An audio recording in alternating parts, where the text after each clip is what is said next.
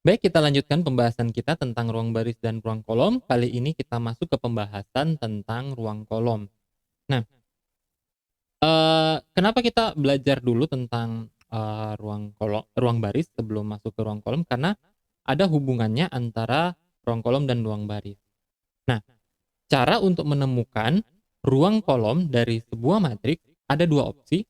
Pertama, kalau kita mau melihat ya, bentuk kolom dan baris dari sebuah matriks, maka ruang kolom dari A, itu akan membentuk ruang matriks dari matriks A yang kita transpos. Jadi transposnya itu akan, membentuk ruang kolom dan ruang baris ya. Jadi akan saling membentuk ruang kolom dan ruang baris. Nah, dengan demikian, kita bisa menggunakan operasi baris elementer terhadap transpos dari matriks A untuk menemukan ruang kolom, ruang kolomnya ya. Nah, selanjutnya kita bisa, metode keduanya adalah kita bisa menggunakan hubungan kebergantungan antar kolom pada, matriks A dan, matriks, baris ekuivalennya ya, matriks ekuivalen baris dari A. Jadi antar kolom itu punya, kebergantungannya. Misalnya nanti kita akan lihat di bagian selanjutnya. Oke, kita lihat pertama metode satu. Kita perlu mengingat bahwa operasi baris elementer itu bisa mengubah ya, dapat mengubah ruang kolom dari sebuah matriks, tapi dia tidak mengubah kebergantungan antar kolomnya. Kebergantungan di sini maksudnya adalah interdependensi antar kolom di mana kita bisa melakukan kombinasi linear ya. Nah, kita lihat misalnya dari contoh sebelumnya, ini adalah matriks pertama kita, matriks A, matriks asli kita ya. Bentuknya seperti ini, kolom-kolomnya ada A1, A2, A3, dan A4. Selanjutnya, matriks ini ekuivalen baris dengan yang kita lakukan operasi baris elementer adalah seperti ini ya, matriks yang ini. Nah, kalau kita perhatikan, mari kita lihat di matriks yang ini ya, B3 ini bisa kita tuliskan sebagai kombinasi linear dengan negatif 2B1, jadi negatif 2 tambah B2, jadi negatif 2 tambah 3, kita dapat 1, kemudian ini 1 tambah 0, kita dapat 1 di sini ya. Nah, prinsip ini dapat kita temukan juga pada matriks A ini, di mana kolom A3 ini bisa kita tuliskan dengan menggunakan perkalian skalar yang sama, kombinasi linear yang serupa dari yang kita lakukan pada matriks B ini ya. Misalnya, negatif 2A1 tambah A2. Jadi di sini kalau kita mau lihat kita bisa melakukannya negatif 2 tambah 3 itu sama dengan 1, 0 tambah 1 sama dengan 1 ya, itu, sangat jelas kelihatannya di situ. Kemudian, kalau kita mau perhatikan lagi untuk baris ketiganya ya, negatif 2. Negatif 2 itu kita kalikan negatif 3 hasilnya adalah 6, kemudian ini kita kali 2 adalah negatif 6 tambah 4 negatif 2, kemudian ini negatif 4 ya jadinya, tambah 0 jadinya negatif 4. Nah, kita bisa menemukan hubungan-hubungan ini ternyata tidak berubah antar kedua matriks ini ya. Tetapi ingat ini karena matriks ini merupakan matriks yang ekuivalen baris dengan matriks ini ya. Oke. Nah, kita lihat di sini bahwa B1, B2, dan B4 itu juga merupakan kolom-kolom yang bebas linear dan ini juga berlaku hal yang sama pada matriks A. Oke. Nah, jadi kita punya hubungan seperti ini ya.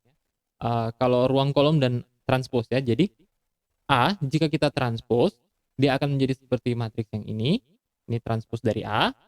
Kemudian kita lakukan operasi baris elementer yang ya saya tidak tunjukkan lagi di sini ya, karena saya rasa Anda semua pasti sudah paham. Dan kita dapatkan matriks C.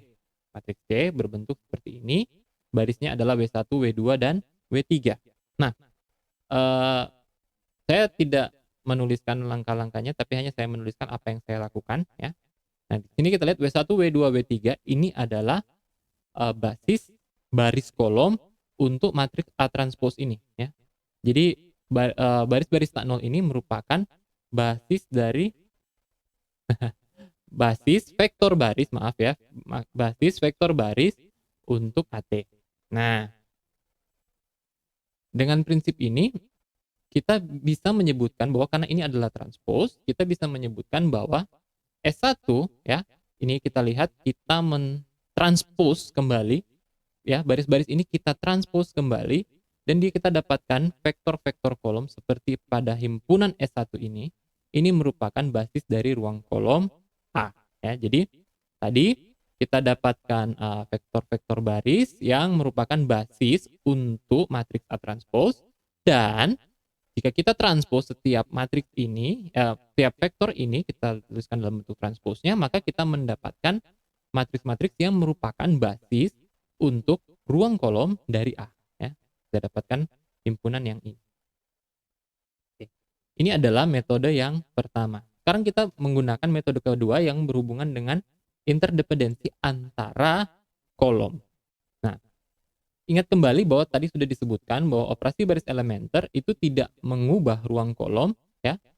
Dia mengubah ruang kolom, maaf, dia mengubah ruang kolom tapi tidak mengubah hubungan antar kolom. Kita sudah lihat tadi bagaimana antara kita bisa menuliskan kolom yang satu sebagai kombinasi linear pada sebuah matriks dan itu akan sama pada matriks ekuivalen barisnya.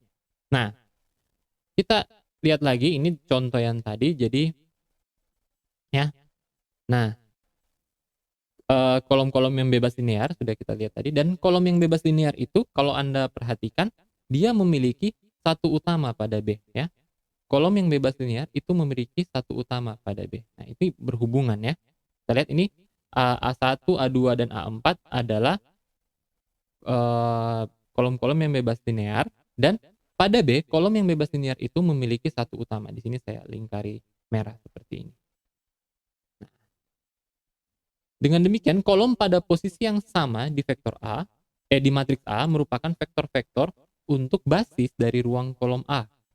Nah, seperti ini jadi bentuknya, ya. Kalau kita tarik kolom-kolom ini kita bilang sebagai basis untuk ruang kolom dari A. Nah, jadi kita sekarang sudah punya dua basis dari metode pertama seperti ini. Kemudian dari metode kedua seperti ini, ya. Nah, ini kalau Anda perhatikan kok beda, ya. Ada perbedaan antara kedua basis ini. Apakah keduanya betul-betul merupakan basis dari matriks A?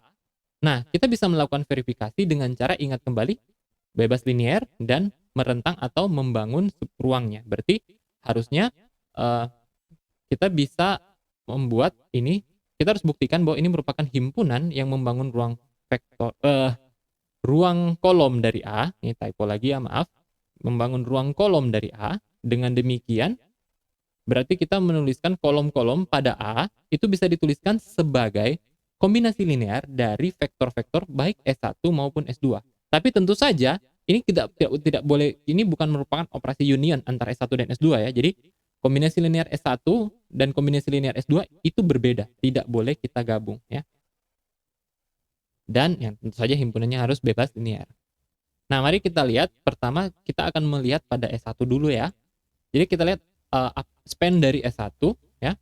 Nah, misalkan S1 itu kita tuliskan seperti ini, ya, U1, U2 dan U3 untuk setiap baris-barisnya, kolom-kolomnya, vektor-vektornya itu adalah U1, U2 dan U3. Maka kita melihat apakah bisa dituliskan sebagai kombinasi linear misalnya untuk A3, ya. Seperti ini. Ini kan kolom A3, apakah 3 vektor ini, ya, bisa kita tuliskan dalam kombinasi linear untuk membentuk A3. Oke. Nah, yang kita harus temukan tentu saja adalah skalarnya, C1, C2 dan C3. Nah, kita tuliskan dalam bentuk kombinasi linear dengan skalar dan kita lanjutkan, mungkin sudah pernah dibahas di materi sebelumnya. Jadi kita lakukan aljabar pada matriks di sini. Kemudian kita dapatkan sebuah sistem persamaan linear, ya. Nah, kita tuliskan dalam bentuk augmented, kemudian kita lakukan operasi baris elementer. Oke, saya di sini menunjukkan operasi baris elementernya karena ini merupakan kita mau membuktikan kesamaan antar basis, ya. Jadi apakah kita mau membuktikan apakah dia ada dua basis, apakah setiap basis yang kita temukan S1 dan S2 itu sama-sama, ya, merupakan basis untuk ruang kolom dari A. Jadi saya di sini menuliskan operasinya, apa yang kita lakukan. Nah, oke. Anda sekali lagi bisa mempause, saya tidak akan menjelaskan panjang lagi tentang ini, karena ini sudah merupakan materi yang dibahas pada video-video sebelumnya, ya, tentang operasi baris elementer, dan eliminasi Gauss-Jordan. Oke. Anda bisa mempause ya kalau mau memahami langkah yang dilakukan atau mau melakukan pembuktian sendiri.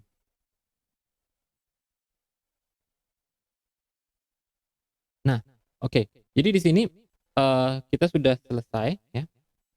Di sini kita sudah mendapatkan bentuk eselon baris tereduksi, dan kita dapatkan berarti kan C1 sama dengan 1, C2 sama dengan 1, dan C3 sama dengan 0. Sehingga kalau kita mau buktikan ini, kita tuliskan, kombinasi linearnya apakah sesuai, ya. Karena 0, jadi ini sudah tidak dituliskan lagi, ini karena dia ada 1, jadi kita langsung jumlahkan, dan kita dapatkan ternyata mendapatkan hasil yang sama ya, kalau kita jumlahkan ya, 1 tambah 0, 1, 0 tambah 1, 1, min 3 tambah 9, 6, 3 kurang 5, negatif 2, dan 2 kurang 6 adalah negatif 4. Jadi hasilnya sama. Jadi kita bisa melihat bahwa S1 itu tadi dia merentang atau span untuk ruang kolom dari matriks A. Nah, sekarang dengan metode yang serupa ya, kita temukan atau menentukan apakah sebuah vektor ini, sebuah himpunan vektor ini benar merupakan himpunan yang bebas linear. Dengan cara kita buat dia sama dengan 0 ya. Oke, ini langkah-langkahnya saya tidak tuliskan lagi ya. Nah, ini berarti kita bisa mendapatkan benar bahwa C1, C2, C3 sama dengan 0 untuk mendapatkan persamaan ini yang sama dengan 0 ya. Nah, berarti kan di sini kita bisa melihat S1 itu sebagai sebuah himpunan yang bebas linear. Dengan demikian, karena S1 itu dia tadi kita sudah buktikan dia membangun atau merentang ruang kolom dari A, dan S1 ini juga merupakan himpunan yang bebas linear, maka dia merupakan sebuah basis untuk ruang kolom A. Nah, bagaimana dengan himpunan S2 tadi yang kita temukan dengan metode kedua?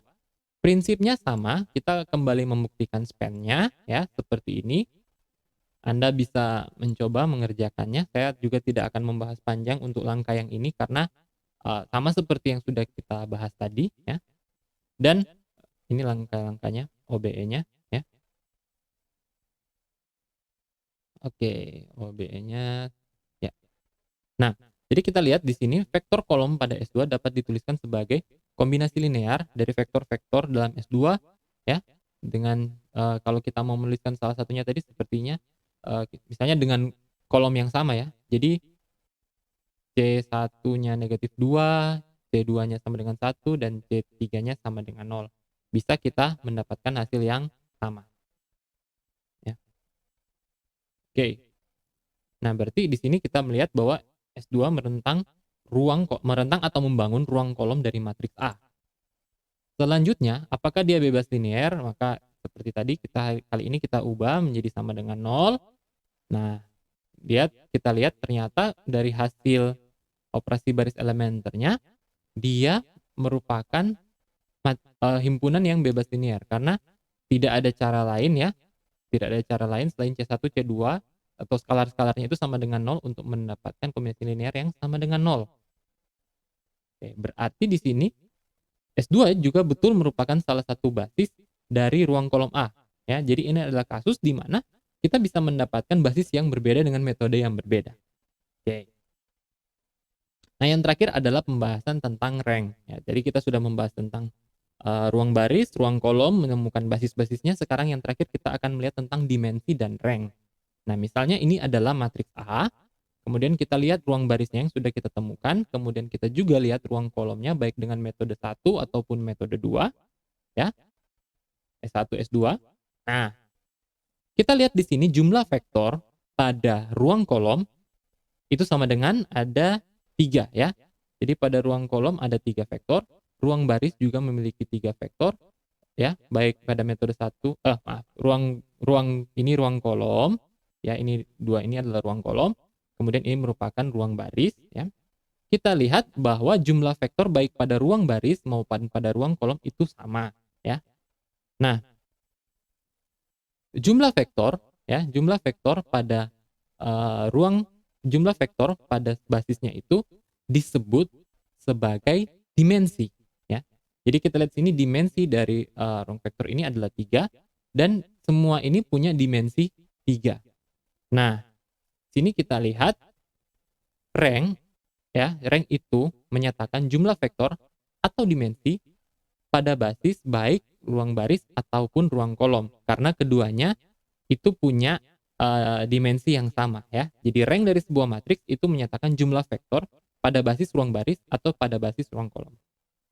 Nah, dalam contoh ini kita tuliskan rank A ya, seperti yang ada ini. Rank A sama dengan 3. Ini referensi yang saya gunakan seperti biasa. Dan sampai di sini untuk video saya kali ini. Semoga video ini bermanfaat untuk Anda. Sampai jumpa di video saya yang selanjutnya. Terima kasih.